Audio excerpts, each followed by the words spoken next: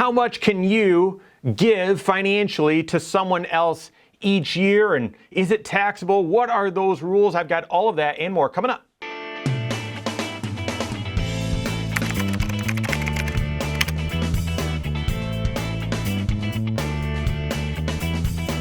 My name is Mike Bernard. I'm the host of the Wise Money Show. I'm also one of the certified financial planners right here at Korhorn Financial Group. Make sure you hit that subscribe button, turn on notifications, and smash that thumbs up button. One of the questions that us certified financial planners get, oh gosh, a dozen times or so throughout the year is, hey, how much money can I give someone else without it being taxable? And that's just innocent, random question. Either will come up in a meeting or I'll get an email, get a text, something like that. CFPs, we get that all the time because we're doing comprehensive financial planning. Oftentimes that is generational, where you're talking about planning for kids, maybe talking about planning for parents.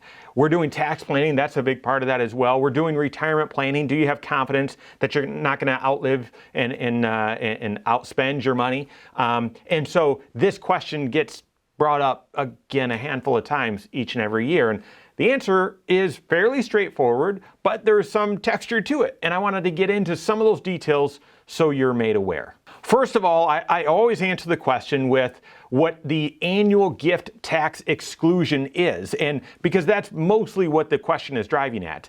Each year, the IRS says you can give up to this amount without needing to report it. Now, most people interpret that because this is what it seems like is, well, I can give up to this amount without it being taxable. That's not necessarily true, but every year the IRS says, here's how much one person can give someone else without needing to report it. For 2022, that's $16,000, okay, $16,000, going up to $17,000 for 2023. Now, technically, if you give below that amount or up to that amount, you don't need to tell anyone. You don't need to report it. You don't need to, it's not taxable. There's nothing. You just can give that money financially to them. If you give more than that, it still doesn't mean it's taxable to them, but you would need to report it. So typically when people are asking, how much can I give to someone else without it being taxable, they're asking, what is that annual gift tax exclusion limit? $16,000 for this year, $17,000 for next year.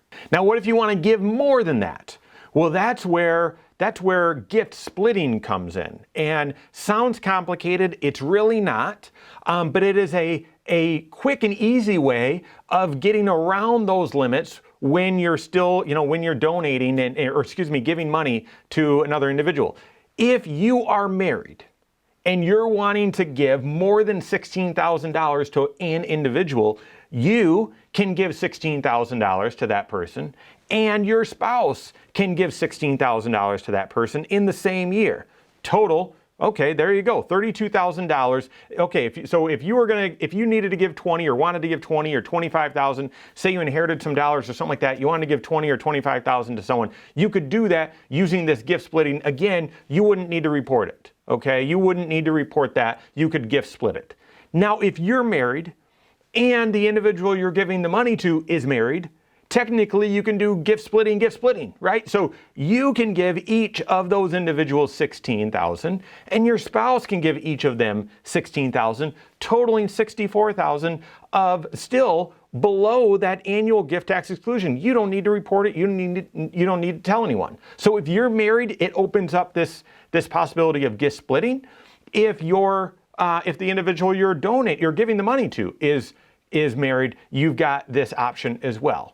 Along the same lines, if you're again looking to give more than this annual gift tax exclusion limit, then consider giving around the end of the year, because this annual gift tax exclusion limit is per calendar year. It's not every 12 months. So here in December, you could donate or give $64,000 in this kind of gift splitting scenario to a couple.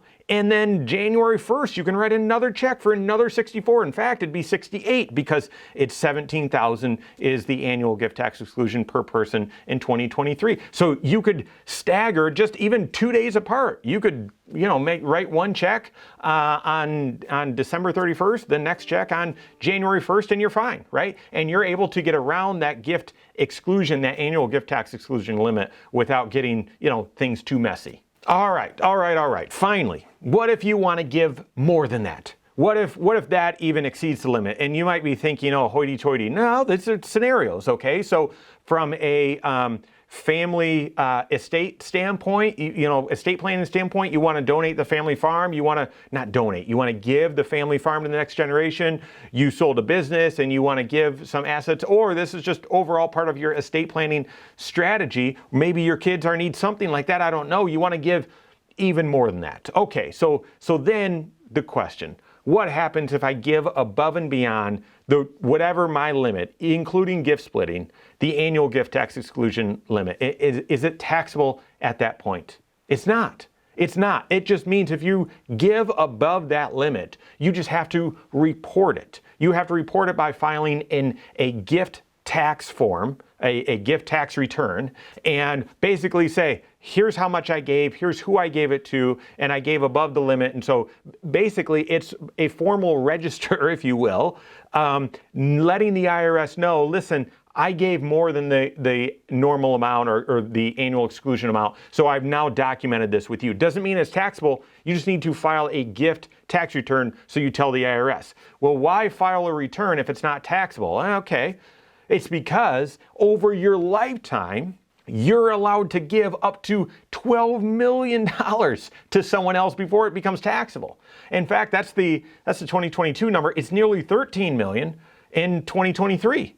So yes, if you give above that annual gift tax exclusion limit, you've got these gift splittings. But if you're above that as well, it still doesn't mean it's taxable. You just need to state, listen, I've given more than these annual limits, and therefore put this on my tab, if you will. Like, I'm not close to this 12 million or almost 13 million, but we're going to start adding it up just to make sure I stay below that limit. So if you're married, that's 24 million, right? So this is extremely, extremely rare. Folks that are going to pay gift tax under current tax laws are really folks that are doing so to manage their estate, and they've got a large net worth, sizable net worth.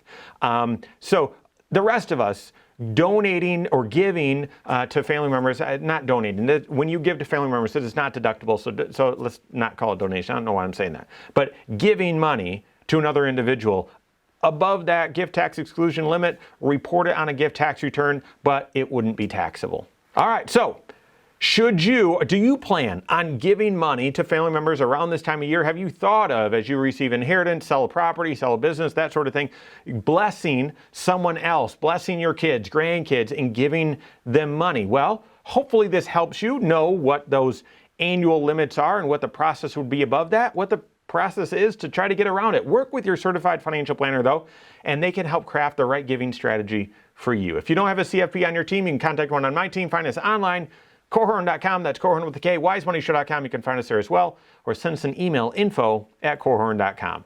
All right, there you have it. Go out and take your next wise step in your financial life.